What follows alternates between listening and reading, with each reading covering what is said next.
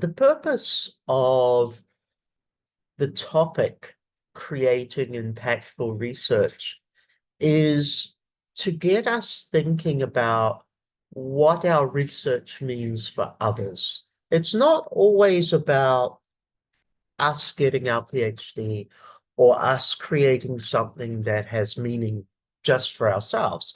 That's a given. That is part of um, the journey as we do it.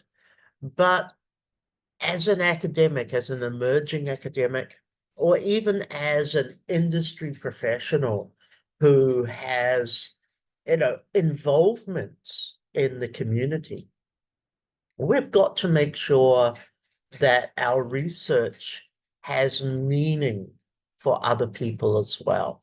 There is more to the research than just what we personally learn, and of course, what we write for other people. Tonight's objectives are as follows. I want to, of course, define research impact and distinguish between the different forms of impact. And I think this one, the different forms of impact are very important. It's about identifying potential stakeholders and beneficiaries relevant to your own research. It is outlining strategies for embedding impact goals into the design and the methodology of a research project. And that one is very valuable.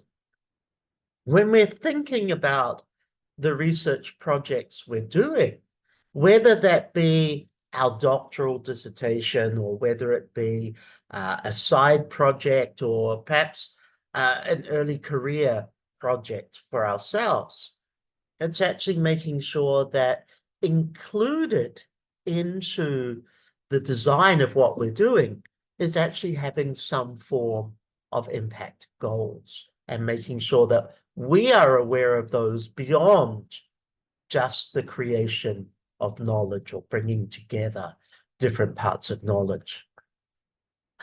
Select appropriate communication approaches for different audiences to maximize our research uptake. Recognize the methods for tracking and evidencing impact for academic and professional purposes. Now, this is something that is more aligned to career goals than anything else, but I think it's valuable for us as researchers to make sure that we do track the impact that we make.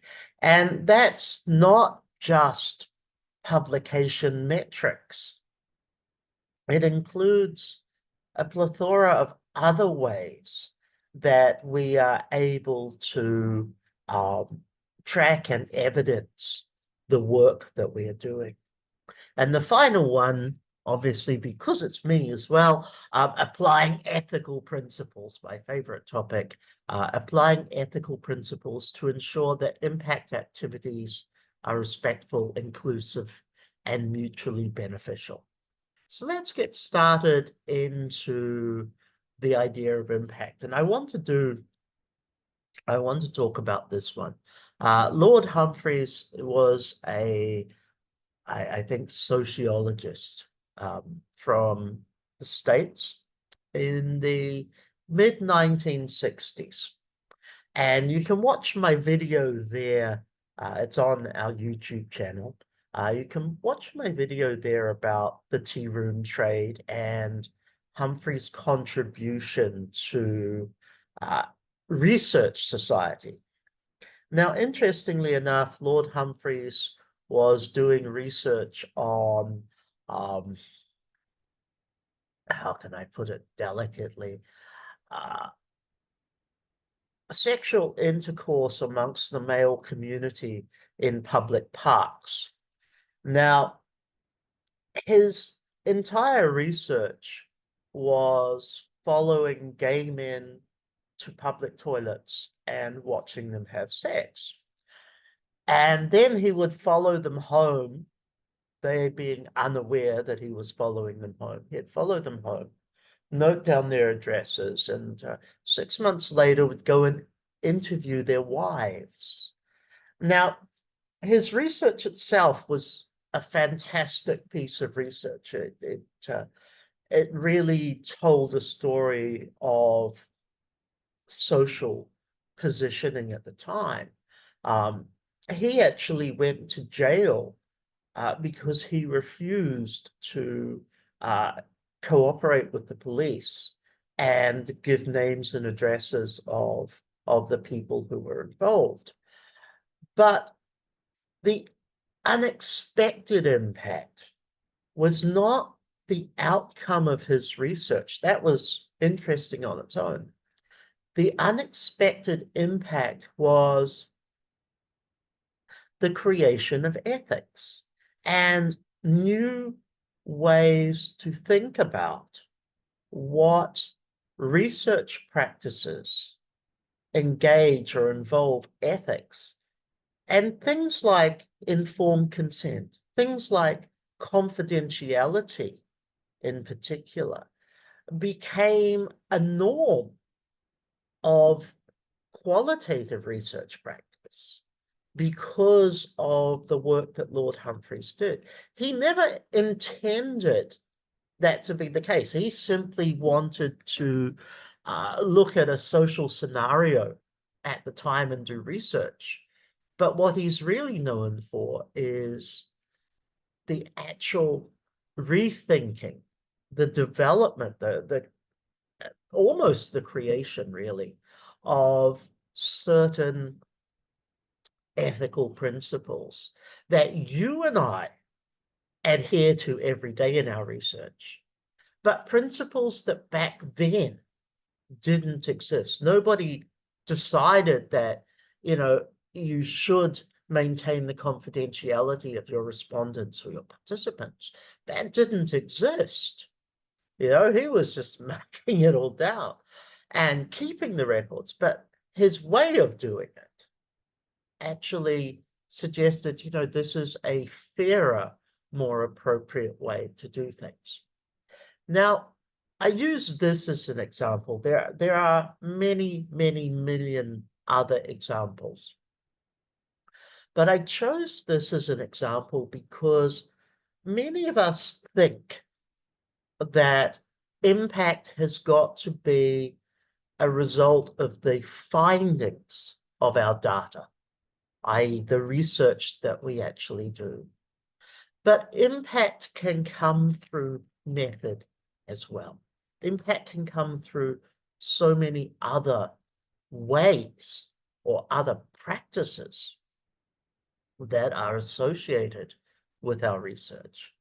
And this is a very good example.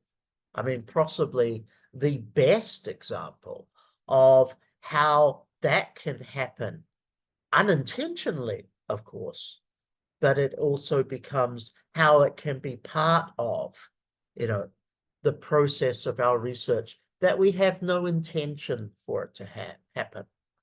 If you're interested in what tea room trade means for academics, do check out my video. Do have a look on the YouTube channel because it is up there.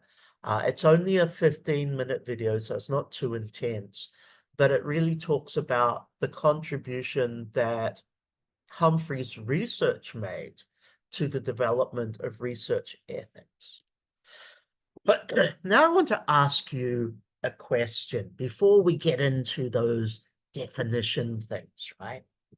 I want to ask you a question. What was the last piece of research that made you change your mind or see the world differently or take action? Now, actually, I'm asking you two questions because not only am I asking you to think about a particular piece of research, I'm also asking you what made that research so powerful.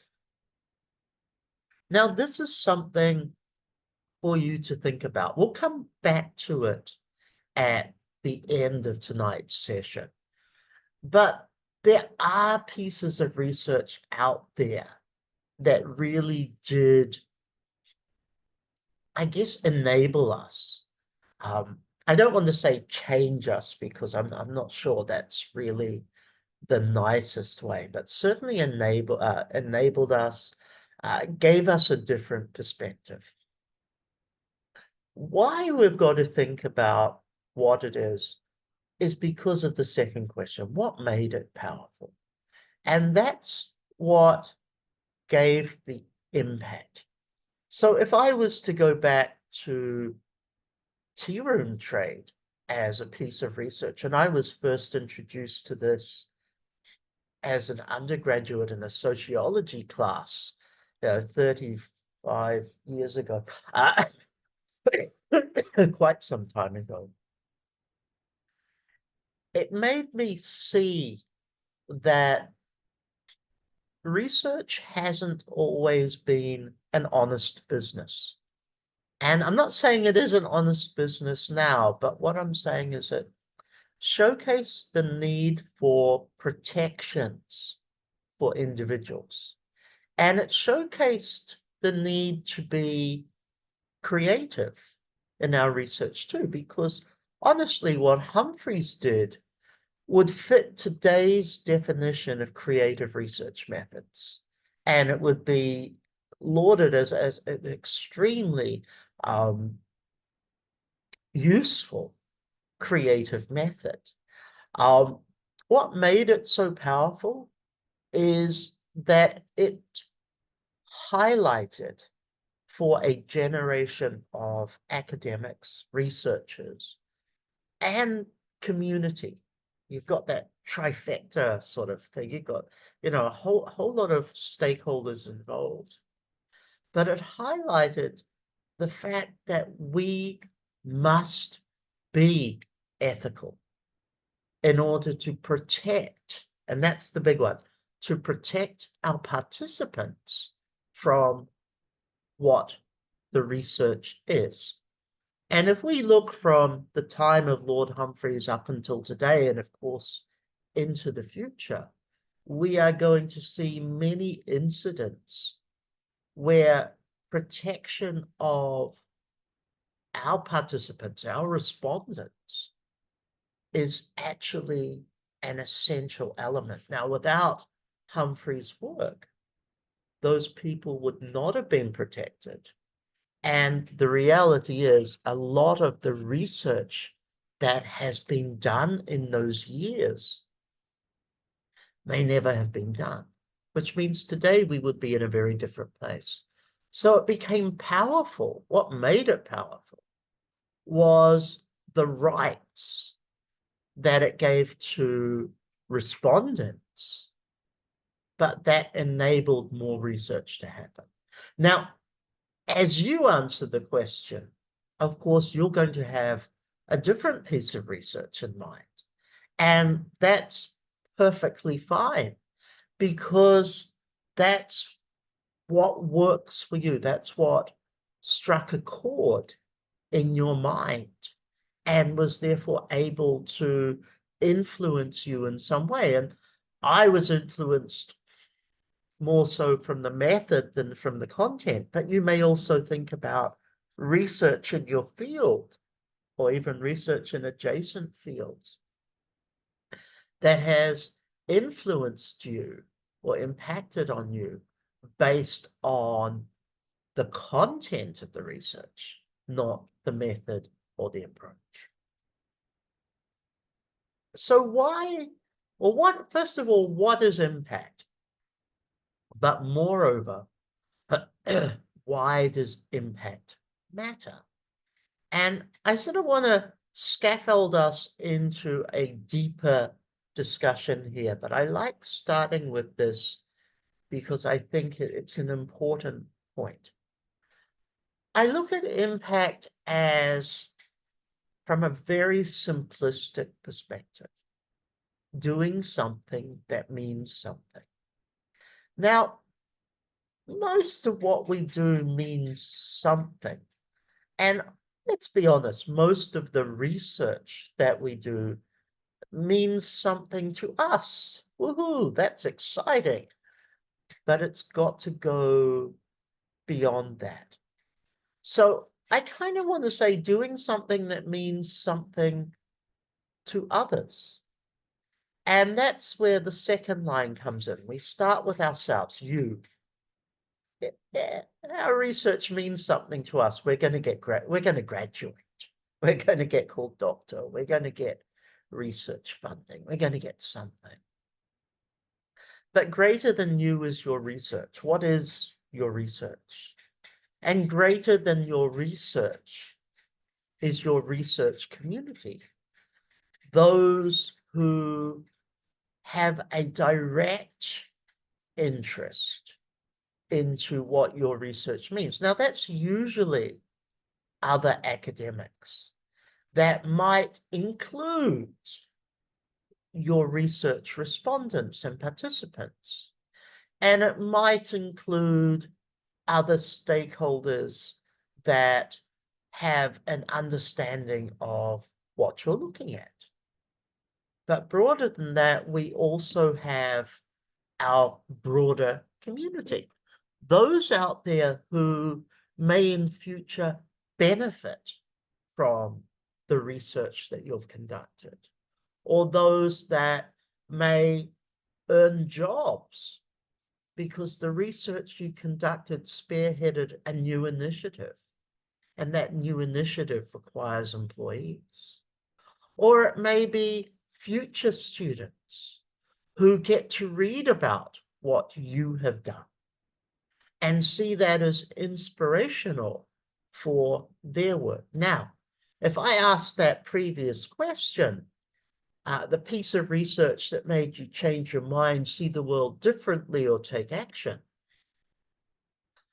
often as an undergraduate student, we're going to read something, usually from one of our professors. And I know in my case, it was just two particular professors that I read, who I knew well at the time. They actually influenced my thinking about research and society quite well. But that becomes my broader community. So you are going to impact upon others' lives in the future. The point I want to make clear on this one is research matters and impact matters because it's never just us. And it's never just us and our university. It's us and society as a whole. Now, not everybody's going to read your research, but it is for years and years and possibly a generation or two to come. It is going to potentially influence. And there's a second way to look at this. My doctoral dissertation was nothing exciting. There's not a lot in there because at the time I did my doctorate, I wasn't thinking about impact. I was thinking about graduating. But what it did is it sparked a whole lot of other things for me as a researcher.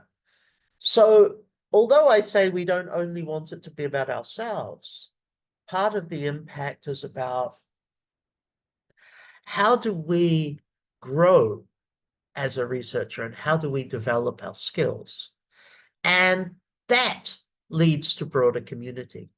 The work I do today has an impact on the broader community because 20-something years ago, when I was doing my doctorate, I started, wow, that is a long time. I don't want to think about those years. 25-something years ago, actually, when I started my doctorate, it actually put in place a chain of events that enabled the work I do today to happen. If I had never started it, I would be doing something very different today. So, there is a very personal element to impact, but there's also a very social and temporal, time-based element to it as well. And it matters because it's not only the community, but it matters because it's our career progression. How did I get from where I started to where I am today and not take a different path? But it's also about our research and publication strategy, because when we see that our research can impact others, when we see that our research can make a difference, we can, of course, design a valuable research and publication strategy from that. When our research is about ticking a few boxes and making sure we get that doctoral degree, we aren't necessarily thinking about the longer term research and publication strategy. So, of course, we don't look towards that as a goal. And that was my problem. I didn't have a research and publication strategy all those years ago. And of course, that has created a different approach compared to some others these days. But let's go into the real definitions, not just Craig's ramblings on it. As I say, we're academics, we need real definitions, and this is what it's important. The Australian Research Council uses this definition: the contribution that research makes to the economy, society, environment, or culture beyond the contribution to academic research. Now, I like this one because it talks about the fact that the research we do has usage outside the library. And I know those are sort of very blatant terms, but ultimately what it says is, look, you write, you publish a dissertation, you publish an article, and that's it. And this is saying, well, actually, what did you change? What difference did you make out there? That one's important. Curtin University, an Australian university, the benefit from research and engagement occurs when research is used outside of academia. That's similar to the Australian Research Council, but what it talks about is the benefit from it, and it talks about engagement. And as researchers, even if we're in our early stages of our PhD, the idea of engagement is very, very important. We have to be able to bring that into what we are doing. And I like in particular, and you see I've gone from a large organization down to an individual in this, which is Professor Mark Reed, the good that researchers can do, in the world, excuse my spelling mistake. So the good that researchers can do in the world. And that's impact, very simply. So again, I have a question for you to think about, which we can come back to at the end of the session. What does impact mean to you as an early career academic? And that doesn't matter whether you are an assistant professor or you're on your first month of your doctoral journey. You are an early career academic. So what does impact mean for you? And I'm going to give my answer to that now, just to get you thinking. It's about empowering and changing lives of the people involved in the organizations I do research about. That's my that's my meaning that I derive from that. Now, to get a bit more specific, impact is about visibility and exposure. Now, the visibility and exposure, we can only have impact if people know who we are, and people know what we stand for, and people know the type of work we do. It's not something that automatically happens because you publish. It's something that as researchers we have to work on day after day after day. It is about our communication, so our last two down there, but it is about how we push how we communicate, how we push our research into the broader world, and how we help other people to know who we are and what our research is about. Impact is about stakeholders. Who are the stakeholders in your research? And again, that's something to think about. Often we think of the stakeholders as a very simple triad: ourselves, our university, which is typically our supervisors, but it is the university as an ecosystem in itself, and our respondents. And those are the primary stakeholders that are part of our research. But our impact is everybody else whose lives will benefit from or gain new insight from the research that we are undertaking. Impact is about solving problems and addressing issues. Now, when we're doing reportage type research, we're looking at a phenomenon and we're saying what happened and we're writing a pretty story about it, that to me is crap. What we have to do is solve a genuine problem. It may be a problem for society, it may be a problem for business or industry, it may be a problem for a particular community.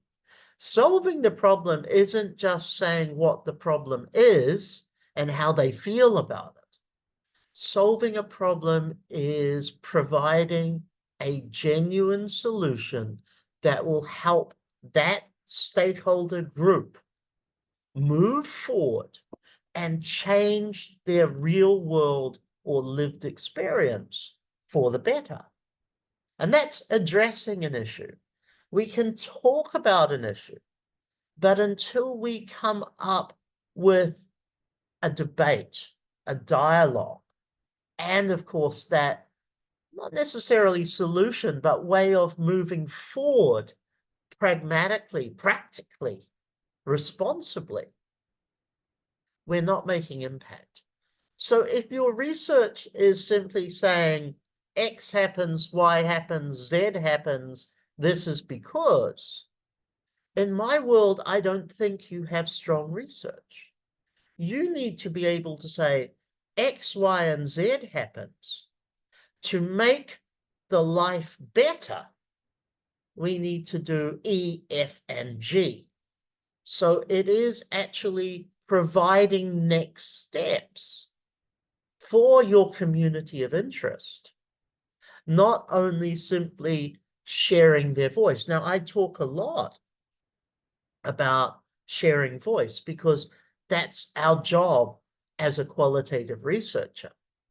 But the truth is, our bigger job as a qualitative researcher is the addressing issues and the solving of problems, giving the next steps, giving a path for the future. If the path is wrong, then other researchers will no doubt gloat in telling us that. But our responsibility in research is to make recommendations. These may be policy-based, these may be practical-based, but that's where impact happens. And that's where we as researchers should be putting a lot of our, I guess, effort, our engagement. We should be putting a lot of our time into making that happen. Now that leads us to making a difference. We can make a difference academically. Oh, look, Craig did some research. He developed a wonderful theory. Let me teach this theory in a whole lot of my classes. Woohoo, that's academic difference. But we also have practical difference, real life difference. And we need to be able to find ways that our research is contributing to making a practical difference as well as making an academic difference. I put there being famous, and I put a question mark after it because It's not wrong. You know, we do want to become, I don't think famous is the nicest word. We certainly want to become respected and known. And that is part of impact. You know, as a researcher, you're known for the work that you do. Um, I think many of us, if we don't identify with that immediately, we will certainly know lots of people who do identify as that, you know. Excuse me. What it leads to is two things, and that's my last two comments in capital letters. It is communication, and ultimately communicating your research. That gives you visibility, that gives you exposure, that gives you being famous. That relates to stakeholders, that relates to problem solving, that relates to making a difference. And it is about engagement. Engagement leads to visibility. Engagement is through stakeholders. Engagement is working with the respondents and the community of interest to actually solve those problems and to keep track on how things progress after you've finished your research. It's not just about, yay, my research is over, let me not deal with it again. It goes beyond that. The engagement is making a difference because it's not just you telling their story. It's about you being an active part in how that story continues or how that story ends. And engagement is about being famous, those horrible words again, because you don't become famous without engaging with your community. So that one becomes essential. Now, let's get into some deep discussion about understanding research impact. There are 4 dimensions. Now I'm going to add a 5th one. We'll see how I go with that. But there are 4 key ones. Scholarly.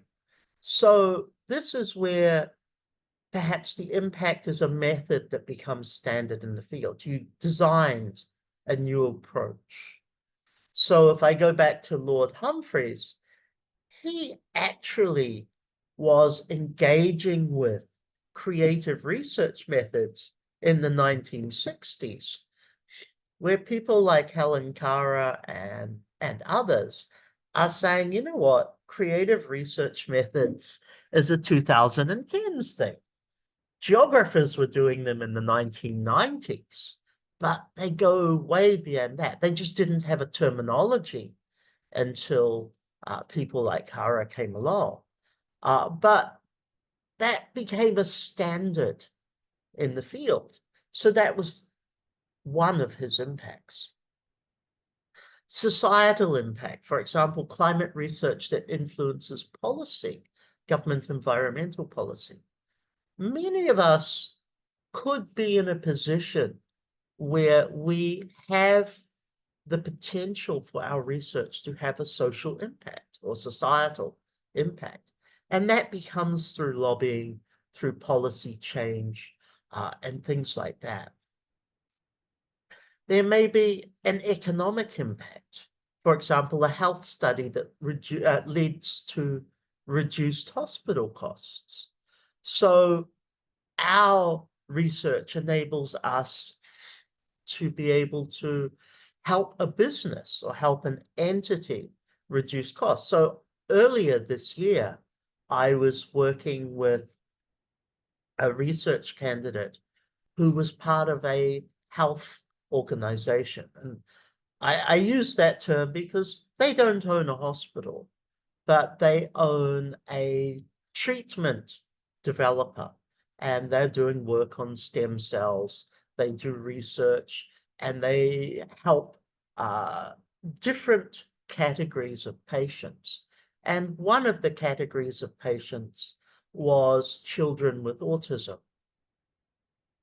And her research actually looked at how can we make the stem cell treatment more effective financially for the patients, because parents were coming in there spending 20, 30, 40,000 US dollars on single stem cell treatments for their kids to help relieve the challenges associated with autism. Now, her research was not medical. You know, all of the medical stuff was there. Her research purely was, how can we make this more cost effective? And flip side, how can I scale a business that is cost effective for customers? It was good research because it uncovered things that the organization could do to actually help parents access treatment, including different payment methods, which at the start, when we first talked about her research, didn't even come into mind. But as we progressed and we looked at how other businesses in different categories were doing things, we looked at this can apply here as well. Now, that's economic. It's also a little bit social, because it's about a community of interest. And of course, with that community of interest, her research was able to help them garner access to important medical treatment. The fourth dimension of research impact is cultural. So, for example, ethnographic work, shifting national discourse on minority groups. And again, my choice of Lord Humphreys was quite specific.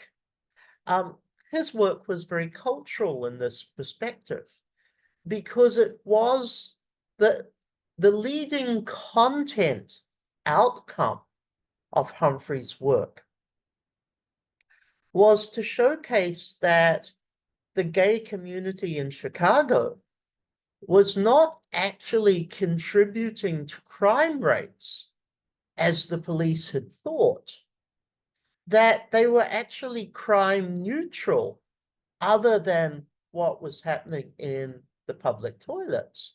But they were actually crime neutral. They weren't selling drugs.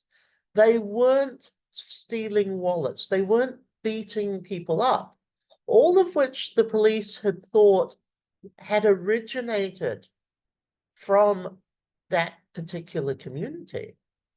And what it did culturally was it shifted an understanding, a pre-held perception.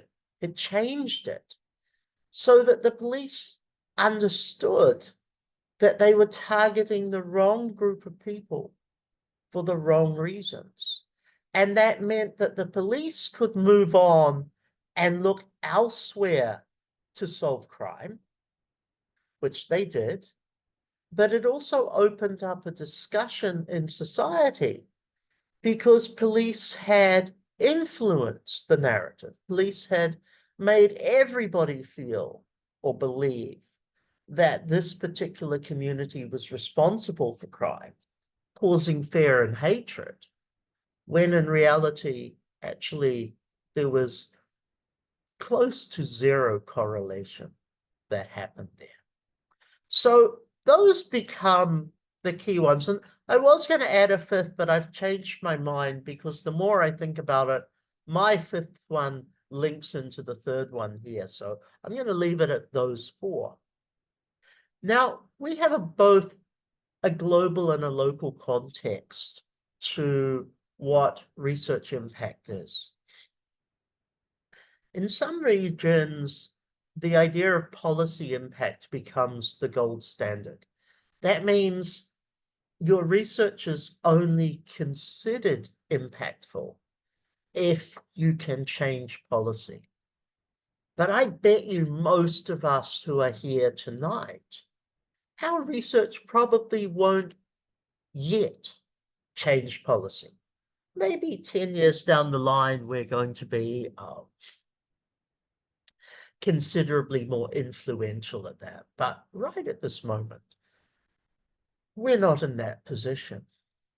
Now, in other communities, in other regions, what's valued is things like community empowerment or knowledge sovereignty. So if we go into, say, Australia, New Zealand, or the Pacific Islands, there's actually a lot of work being done at the moment about how do we empower community representation? How do we give stronger voice to those who have been marginalized? And that's what's valuable. It's not that we've shifted policy. It's the fact that we've engaged different members of community, different groups of community with the broader aspect of what is happening. Now, for us, here's the challenge. If I go back to this one, the last point, career progression and research and publication strategy, that comes into this as well. Because I've got to look at where my career is heading. And I've got to recognize what is going to be valued where my career is going to be. So I come from a place where community empowerment, knowledge sovereignty is actually considerably important. And some of the research that I've done in my past has certainly led me very strongly down those tracks.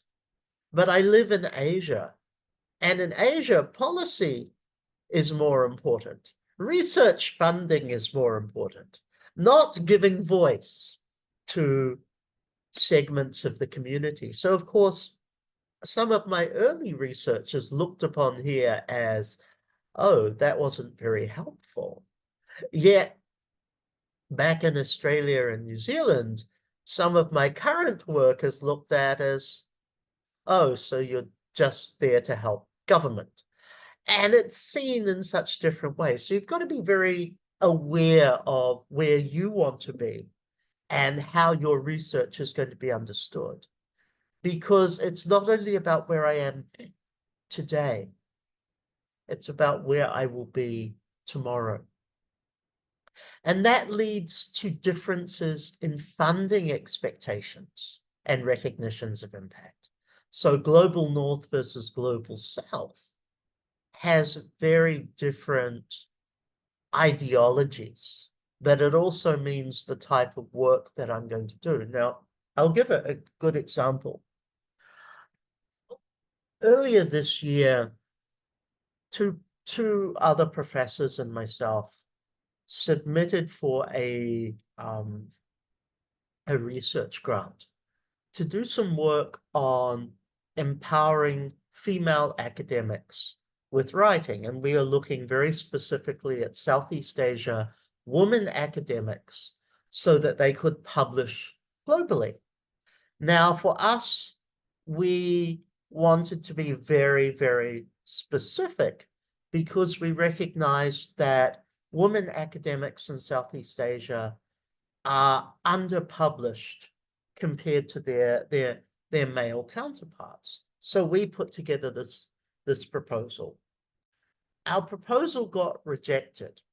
Okay, that's fine, that happens. We go elsewhere, we propose. The one that won was doing everything that we were doing, except instead of it being for women, it was for both women and men. Now, the problem with that is, okay, congratulations, they won. Their only difference was the inclusion of men. The challenge, though, is fewer women will go to those workshops because university departments will send their male colleagues more than their female colleagues simply because of societal pressures and everything that we identified that had happened. Now, the thing for them was they got impact because they could reach a bigger number of individuals. Our impact came through empowering an underrepresented group in society. The funding body wanted numbers over meaning, or numbers over, and it comes back, community empowerment, knowledge sovereignty. They simply wanted numbers over actual, real change. Now, it's happened. I'm proceeding in another way, getting another funder, not an issue. But that was the expectation of funders. And had we have known that our funders' impact was more about the quantitative outputs, then of course I would have written my proposal in using different words to make that happen. Now, that aside, we have to understand the world in which we live in. And we have to decide from ourselves, because of the world that we live in, how are we going to play that game? And of course, making sure that we are doing the best for our research as well as our future. So why should postgrads think about impact early? Exactly my reason: it helps with funding. It guides our methodology. And this is why when we look at the impact that we want to do, it guides our methodology and our engagement with stakeholders. So as we're thinking about how do we want our research to contribute to the broader society, that's going to influence the type of methodology I use. I'm not convinced that Lord Humphreys sat and thought so much about the methodology. I think that evolved over time. But if his methodology had been to go to public toilets and interview gay men about sexual practices, his research would have been massively different to what it is. So as he considered approaches very early on, he actually extended the value that his research created for society. So it's going to help us with that. And it builds relevance, of course. It builds career opportunities. There are 8 research impact things. I've called them things because honestly, I did not have a better word for them. But they're things because they're important for us. And the ones that are in green and underlined are the ones that I find most important. It doesn't mean you have to find them most important, but I feel that they are. The first one, identifying research end users. Actually, we are not our end user of our research. Some undergraduate students in 5 years' time may be the end user of our research. But we hope that we can identify broader stakeholders that are going to gain from what we do. I say identifying goals. Identifying goals is not just what do I want to learn from my research. It's not a research objective. It's what contribution do I want my research to have in broader society?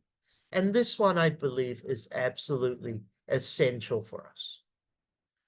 We have to think about communicating our research.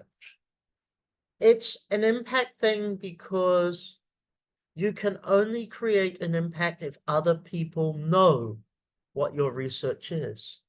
Now, most of us doing our doctoral journey, our communication is going to be our dissertation. It may be a few journal articles, but what about the town halls? What about the training sessions that you can do? What about all the other opportunities you have for outreach? so that your research becomes valuable. So I have a friend doing education research at the moment. She's halfway through her doctorate, focusing on she's focusing on resourcing within secondary school education. And she talked about, oh, okay, I've got, I'm going to be able to get a few publications out. Fantastic. We've mapped those out. And I said to her, and this relates to number 7, by the way, I said to her, you realize that once you've finished your research, this continues with teacher training. You get to design teacher training modules that focus on 2 things. 1, content and resources, and 2, pedagogy, how you actually teach differently, because your whole research is creating new resource and new approaches to teaching. And those teacher training modules, not only you get 4 or 5 years at least, and then you can come up with something new, but the commercialization aspect is 1, you can sell them. 2, you get to write books. You can write new textbooks. You can write new books that will help guide teachers with subjects that schools will pay for. So communicating your research is not just thinking about, am I going to get my dissertation done and how many articles will I get with it? What are the other opportunities that go out there with it? And since I've talked about 7, commercialization as the training side, commercialization goes beyond that. Your research may develop a product or a service. That's something that you can on-sell. Your research may help improve somebody else's product or service, from which you, in fact, may be entitled to a percentage or a remuneration from. So your research has that possibility to make money. And although not all of us are doing our doctorate to make money, because there's not a lot of money in academia, it's nice when we find ways that there is a revenue stream that comes from the research that we do. Right, back to number 4, traditional media engagement. How do I work with the media, newspapers, radio, television? How do I work with media to be able to communicate my research and get that out there to others? There's a gentleman I know, I actually personally know him in Malaysia. And just before I came on tonight, he'd been off LinkedIn for a while. And just before I came on, I saw a post where he'd done another television interview. And that was his thing. He works a lot with media, with TV, with radio, with print media to talk about his research. And his post was simply, I've just got off Zoom doing an interview with, excuse me, an American news outlet.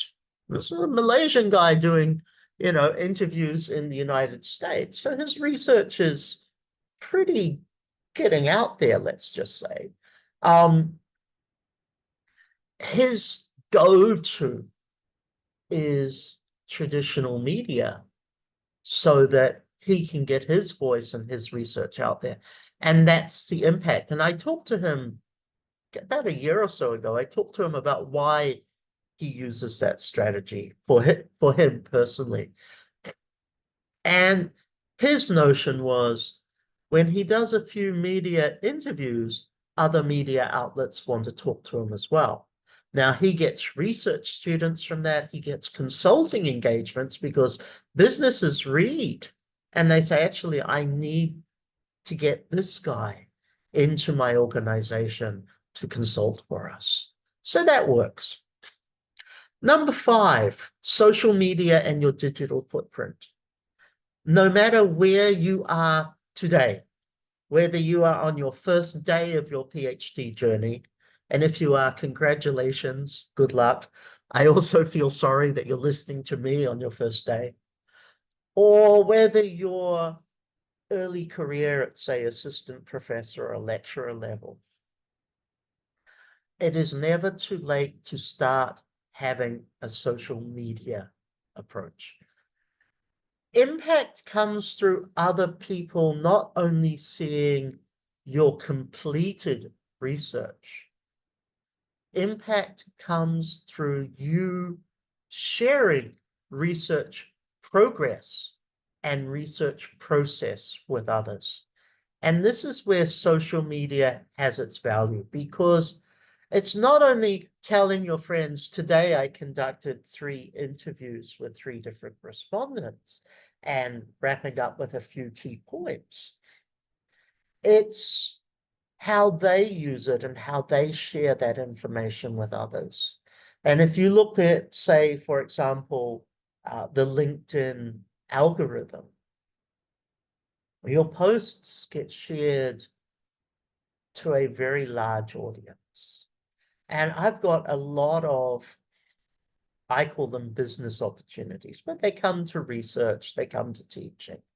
But I've got a lot of opportunities simply because a few of my little posts have reached people that I've never thought I would have connected with or would never have known to connect with. But because of other people that I am connected with, these far away individuals have been exposed to my thinking, have been exposed to my work. Now that's impact. So my encouragement here, and I'm going to talk about hashtags before we finish tonight, but my encouragement here is think about what you can put onto your social media, for example, LinkedIn. And as an early career academic, I think LinkedIn is absolutely the best. We did not have LinkedIn back when I was doing my doctorate and at the early stages of my career. I really wish we had. But then again, I might not have known what to do with it either. Practice makes perfect. But think about how you can use LinkedIn and other appropriate social media for your research process and progress, because that's going to build up your visibility and that's going to build up your impact. There are people on my LinkedIn that over time, I start seeing a change. I start seeing an impact. It's not one post, oh, wow, this is fantastic. But I keep seeing certain names coming through, and they come through from other people's posts. But what I also see is the trend of they're making sense. They've got some important discussion, important narrative there. And then, of course, I want to connect and I want to see, are there ways that we can, of course, work together? Now, that's what you need to be doing at the same time. Number 6 is knowledge exchange. And this is about how, especially between different parts of the world, different cultures, how do we actually share and distribute our knowledge? And knowledge exchanges, how can I learn from you and how can you learn from me, even if we're doing similar things? But that's impact. That's bringing cultural dimensions, that's bringing geographic dimensions. We've got to be conscious about how can we participate in processes like this so that our research can be seen outside of the location that we're at. And this is a mistake I see a lot. Many researchers, especially PhD, doctoral researchers, have this notion, and it's a wrong notion, but they have this notion that they should be famous locally only before anything else happens. And there is a very well-known, a very large group in Malaysia, for example. And their whole focus is only on how to fit into Malaysian knowledge systems. Now, that on the side is one good thing because we do want to empower local systems, but they don't look beyond. They don't offer skills that go, how do you internationalize? How do you globalize? And knowledge exchange works when we have a broader global understanding of the similarities and differences and the approaches to research. So if you're coming to my postponed webinar next week, the one that should have been last week, if you're coming to that on cross-cultural research and indigenous methods, actually going back to our roots is part of being able to share and understand other cultures and other geographic locations as well. So knowledge exchange shouldn't be about limiting yourself to the environment in which you're in. Knowledge exchange should be about exploring how the entire world addresses some of the challenges that you're also examining in your research. And what it should be about is not trying to make my research uniquely Malaysian or uniquely Australian. It should be about how do I showcase a unique Malaysian or unique Australian perspective on a research problem that the entire world is potentially facing, or at least other geographies within our world is facing. So knowledge exchange is extremely important. And if you don't get your impact outside of the location that you live in, you are not succeeding as a researcher. You're probably succeeding as a teacher, but you're not succeeding as a researcher. We talked about commercialization, no problem. Tracking and demonstrating research impact, and I'm going to talk about that before we wrap up tonight as well. But we've got to keep track of the impact that we are having. Now, let's get into the real stuff, because this is what we're here. Designing our research for impact. So impact is planned. It is not accidental. Yeah, sometimes it is accidental, we'll be honest. But real impact should be planned. It's part of your design. So we want to make sure that we align our goals with, we align our goals with real world needs. So this is about mapping our stakeholders, the people who benefit. It's also about understanding who decides for us if our research is useful. And if somebody has that amount of control over knowledge, not over us, but over knowledge, that they decide if our research is useful, then it's very important that we align with them, that we communicate with them, that we build rapport with them, because they're going to accelerate the exposure of our research, which ultimately means more people will hear about our research. And most importantly from that, not only do more people hear about it, as more people hear about it, more people benefit from it. So we need to do things like a needs analysis. Now, we're probably fed up with the idea of research gaps, because that's true, they're boring. But a needs analysis is actually, what are the gaps or challenges that particular individuals or organizations or funding bodies, what are they facing? Sometimes we've got to look at our research questions and our interests as one entity. We've got to look at those out there that have a need for what we're doing. And we've got to find where we can intersect. And that ultimately leads to, how can you, or how do you contribute to the solution for them? Because not only are you getting your research done, your research will happen whether you help them or not. But not only how you are getting your research done, but how are you making a real and valuable contribution to society. So an example might be a health intervention trial co-designed with patients and practitioners. I talked about my friend doing education research. Actually, her research is in conjunction with the Ministry of Education, because they also recognize that in order to move forward with high school education in particular in the country that she's in, they need to rethink. And the only way they can rethink is by having researchers help them to rethink. We have to think about the impact pathway model. And I kind of put this down in the most simplest way. It's almost action research approach, or co-creation approach in a way.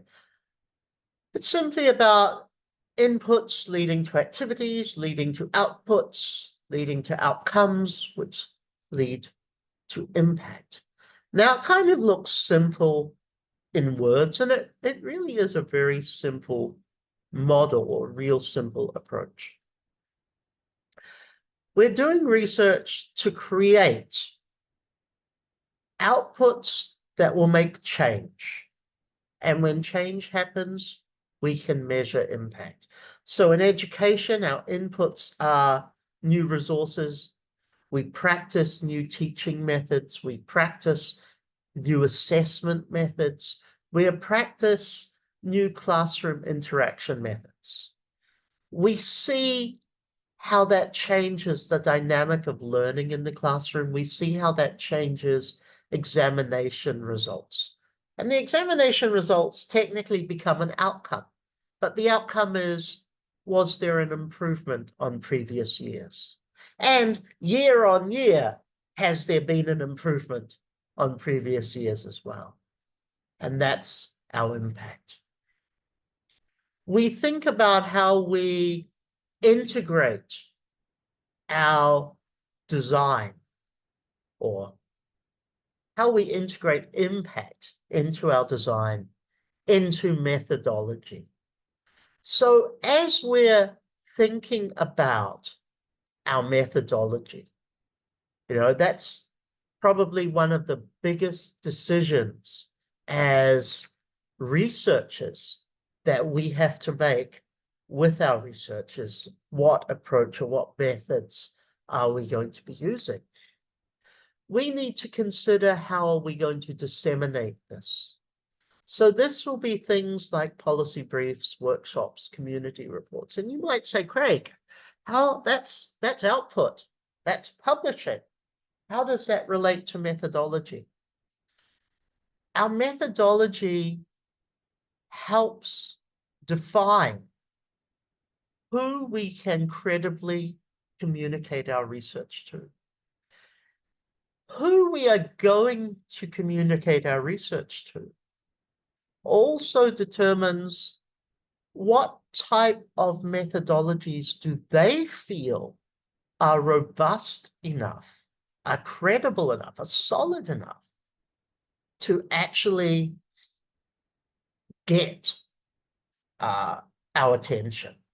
So as we're designing our methodology, we need to keep in mind not only our stakeholders, but how are we going to communicate to them, and how are we going to showcase to them not only our dissertation, because you give me your dissertation as an academic, I'm going to look at your methods, I'm going to say, okay, this is good, this makes sense, good decisions, okay.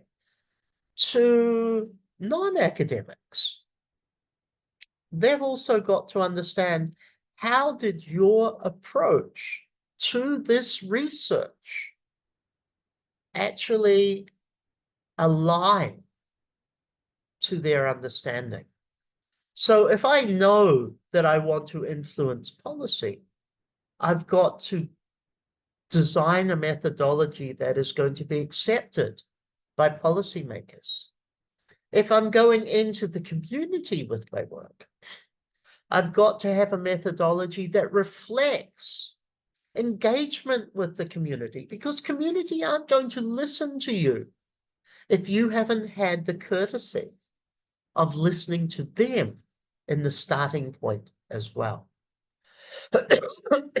Now, where it comes back to action research, build partnerships from the outset, not just after the results are published. Even if you identify a stakeholder that you are not going to have a big engagement with during the process, still build that relationship, because they can be devil's advocate for you. They can be mentorship for you. But build that partnership from the beginning, even if their contribution is much smaller. Build the partnership from the beginning. Don't leave it until, hi, I'm Craig. I've just done some research and I wanted to tell you how to do your job. You can't do it like that. Build it from the beginning. You'd be surprised that they might actually have insights into what you're offering that may help ultimately shape the research that you're doing. And finally, excuse me, finally is ethics and responsibility. So this one's probably a new idea for many of us, even though I think we've talked about it over time, but it's the idea of avoiding extractive research. And this is where you take data and you give nothing back. This is very common for researchers. We tend to get participants, we tend to obtain data and we go for it, but we're not contributing back. Now, many of us will say, oh, I'm going to give my respondents an infographic. And yeah, to be fair, I'm a big one for infographics for respondents, okay, which kind of summarize the research. But that's not giving back. That's summarizing what's being said. If you host an afternoon session where you talk about your research and the implications and how they can use that to change their patterns of behavior, that's giving back. So make sure that you're designing research that has an output that is greater than the dissertation. So always finding new and innovative ways to help. And it doesn't have to be the research per se. It can be other things that flow on naturally from the research that may help the different stakeholders or may give new insights or new ideas for the different stakeholders. Respect knowledge ownership, especially in Indigenous and local communities. That one's pretty self-explanatory. And share findings in accessible form. So yes, I've just talked about infographics, but accessible forms is about communicating your research to your participants in a way that they will understand, not in an academic way. It's about making it relevant for them. Next is communicating, which kind of links us back to all of that. So impact is trackable. That success builds over time. It needs us to communicate.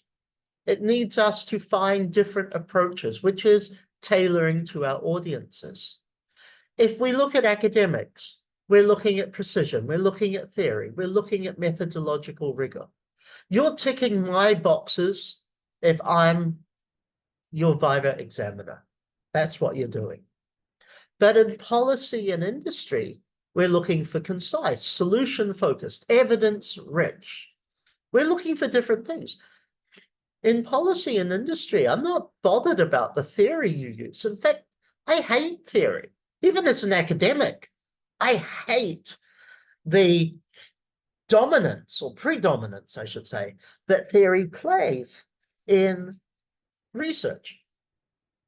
But it has its position. As an industry person, I want you to summarize the problem. I want you to show me the solution you've had. And I want you to show me the evidence which tells me the solution is right. And the general public, well, I'm looking for relatable stories. I'm looking for language that makes sense to me. I'm not looking for complicated terminology. I do not care that you used photo elicitation creative research method, because that means nothing to the average person. I'm looking for the fact that you engaged real people. So you're avoiding jargon, you're using language that is appropriate. I need to look at my channels and my format for communicating. So am I doing it traditionally? For example, peer-reviewed papers, conference talks, books, all the stuff that we're told as academics, these are important. Okay, yeah, they are, lovely. But don't, it's not the only thing. The next two are what are. Am I doing applied communication? So policy briefs, technical guidelines, toolkits. I personally like toolkits, just like my friend doing the education research. At the end of the day, she's going to be able to develop workbooks and effectively toolkits for teachers to help them manage teaching a particular discipline in a classroom in a better way. Then we've got to look at public communication.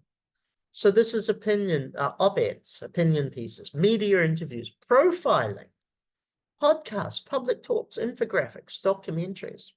And I'm just going to come back to media because I've been in the media industry for a very long time as well. I owned a business in that industry. Actually talking to a reporter, getting them to share your research, getting them to interview you and what makes you tick and what makes your research so interesting is a great way to start getting impact, because half the time we only know a person from their academic publications, but we don't always know them because they may not be publishing in Scopus, Q1 journals or whatever. They may be publishing elsewhere and less impactful, maybe because of their geographic location or so forth. So using public channels actually helps with that visibility. But for you, it also helps you to connect and to appear relatable as a researcher. If you're seen in the newspaper as being friendly, I might be more likely to approach you. If I see you as someone who publishes as an academic and you're in all the best journals, I'm going to feel intimidated. And as such, I may be unwilling to approach you. So that comes down to our building visibility. So we need to engage with media, and I've used the term science communicators, but let's sort of make that broader because it is about any academic communication. We need to maintain an online professional profile, okay? So LinkedIn, research networks, so it might be something like ResearchGate, it might be something, I've forgotten some of the other ones, but any of the research-focused networking platforms which are there to, ORCID, for example, where we can put up our publications. I, for example, am engaged with or use some New Zealand and Australian research platforms, which are for South Pacific researchers to be able to connect with other researchers who have areas of overlap. And that's for collaboration, that's for guest lecturing, that's also for data sharing. So there's opportunities. And we need to also collaborate with influencers in your field. You've got to find those people who are doing good, who are up and coming, and we've got to find ways that we can collaborate with them as well, because let's be honest, sometimes it's who you know, not what you know. And in that sense, collaborating with others can help our research as well. Now, I'm sort of going to wrap up in a couple of minutes. Earlier I talked about with social media having hashtags. And one of the ways for visibility on social media is not only the use of hashtags, but having hashtags that you own.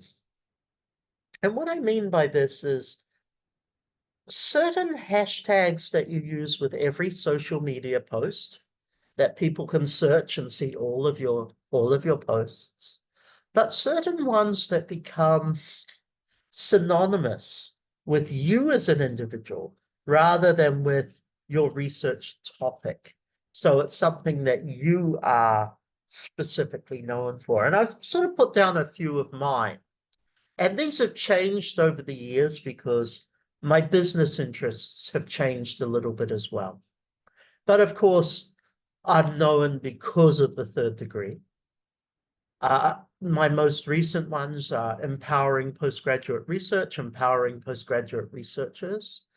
Now, postgraduate researchers are a core topic. The idea of empowering, helping, improving, giving opportunity to become stronger and better and more refined. Coming together, it's good. Doctoral support community, doctoral research community. So yeah, there's a doctoral support group out there. We're a group, but a community helps each other. Community is a stronger word. And of course, I used my name because if you don't own your own name, something is wrong. Now, the value of hashtags is it gives people an opportunity to easily search for other work or other posts that you've done. It gives you an opportunity to put a value proposition, so empowering postgraduate researchers, for example.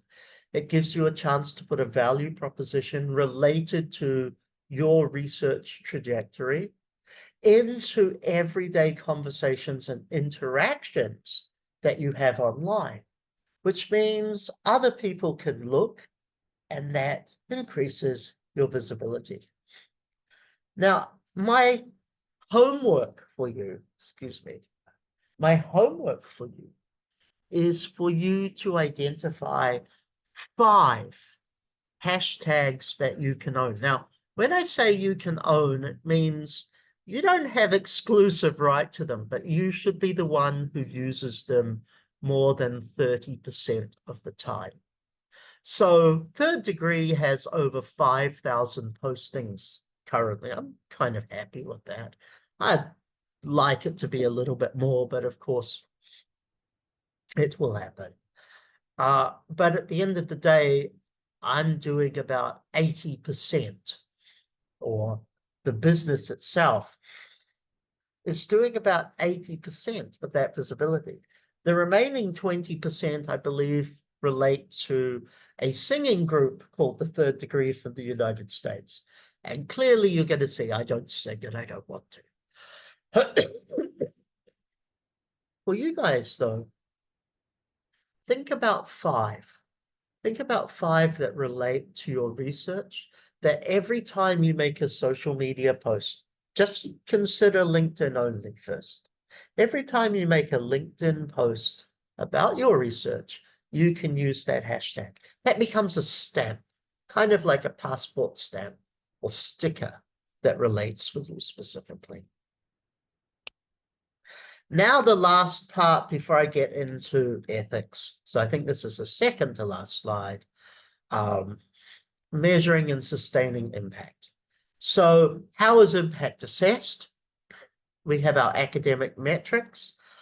I hate having to think about those sometimes. I've never been one to play the game, but your generation of academics and as researchers, it's become increasingly important. My generation, when I started, wasn't such a big deal. But they are important. We do assess our impact upon how many times you get cited. That's a problem. If we're in the global south and we're publishing in local journals, of course, we're not going to get cited by people who are publishing in, tier one Scopus journals from the global north or North America or Western Europe. So, there are challenges with that. So we've also got to look at our societal social metrics, policy citations, practice adoption. How many businesses, how many organizations, how many governments have actually listened to us and taken on board the work that we've done. Media coverage, testimonials, commercialization. Did we make money out of it? I may not have got cited for some of the work, but I certainly have had practice adoption, governments that have adopted, or ministries that have adopted the work that I've done, and commercialization, I've been paid for it. And that's good. That's impact enough for me. Not necessarily going to help, in a purely academic world, but it certainly refreshes the fact that the work that I've done has made a difference somewhere. On a personal note, we should be looking at evidence collection. So we keep records, invitations, references to our work, media mentions, stakeholder feedback, anything where people have interacted positively with the work that we've done becomes part of a portfolio of evidence. Some people say, I don't need to do this. And you don't need to. But it's also very good to have this to showcase that not only are you concerned with how many times you have been cited with something, but you are actually making a difference publicly where we can, be seen as doing so. So I advocate for an impact portfolio alongside your CV. And an impact portfolio is really just that record, everything where others have interacted with your research. I also, as if you choose to progress in an academic world, I also advocate for something that's called a teaching portfolio, which looks at not only what you teach, but how effectively you have contributed to the teaching within your discipline. And it's a similar concept. And I know it seems like it's a lot of extra work in so many ways, but the value is in being able to show others, especially if you're looking at career progression, it's being able to show others your development, and it's being able to show others your impact. Now, we talk about impact in terms of things like policy citations, practice adoptions, journal impact factors, all that crap. Impact is also when we teach and we help the next generation. That's an impact as well. So keep that in mind because there's value to that. We need to look at sustaining momentum. So how do I turn my outputs into ongoing collaborations? It's not just, the problem with doing a PhD is I've done my dissertation, I've written the document, I've done a couple of publications, now I can rest. No, it's just the start of more pain. Actually, how do you use that as a springboard to continue going? You've started the path, it's not the end of the path.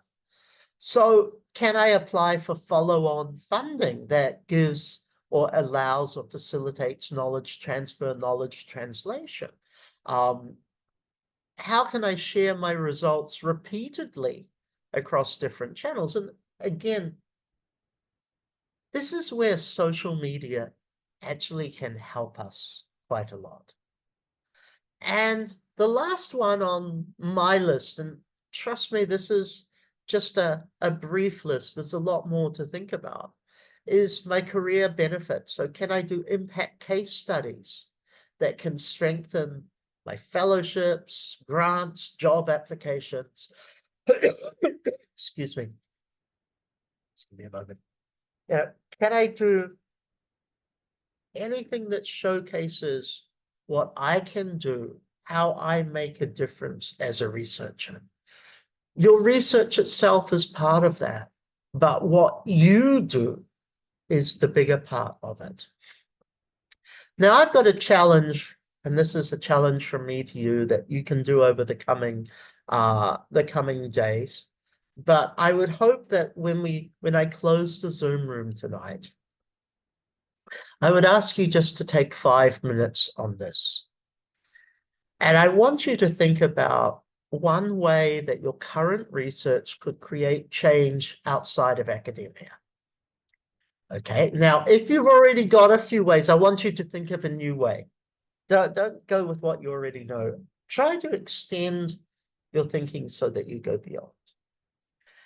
And once you've identified one way that your research could create change outside of our academic environment, what's one step that you could take this month? And what are we? August.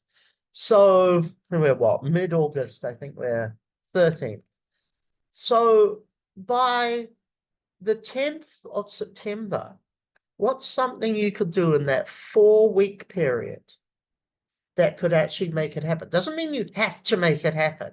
It's what's a step that you could take that would enable that to be the case. Now I want to offer 3 key takeaways from tonight's discussion. The first one is impact is intentional, okay? Plan it from the outset, don't leave it to chance. If you want to be a strong researcher, if you want to have impact, you have to plan that. The second takeaway, different audiences need different approaches. Our research is one approach, but we can still have multiple audiences because we change the way in which we present it. We don't change the research. We simply change the way in which we communicate it. So make sure that you're able to tailor your message. Now, sometimes that's a challenge. Some of us have very mono-communicational skills. And what I mean by that is we're great at academic writing and we do nothing else. Okay, that's something we've got to work at. We've got to put ourselves in positions. Maybe we have to teach a class. Maybe we have to interact with teenagers. Maybe we have to spend some time working with government or legislative individuals and learn how to communicate for them. It's hard, but it's going to be valuable. And finally, evidence matters. And I put that because it relates to this one, okay, measuring and sustaining. Keep evidence of your impact, because it's one thing to showcase, it's one thing to tell, but you've also got to showcase that your research is making a difference out there. And I don't read every newspaper in the world, so how will I know unless you show it to me? So those are my 3 key takeaways from tonight.